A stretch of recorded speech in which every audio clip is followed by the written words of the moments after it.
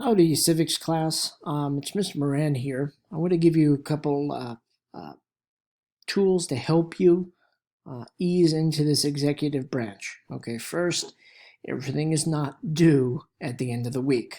Okay, so read the instructions.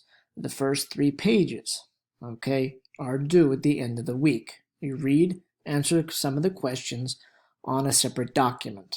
Okay, either a Google Doc or a Word doc. Either way, it should be shared with me through the Google Classroom. Okay, so let's take a look at this executive branch. As we scroll through, I don't want you to worry about the word search. Okay, you can't fill that out online, and okay, it is what it is. All right, we're going to move on. Okay, notice that that is page 2. So your assignment begins on page 3, the executive branch. You're going to read, answer the questions. Number 1 begins at the bottom and continues on the top. Number 2, number 3.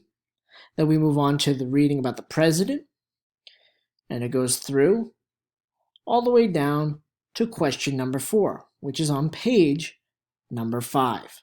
Okay, those are the last questions that you have to answer. Questions 1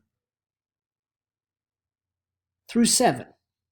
Okay, which are page 3, 4, and 5.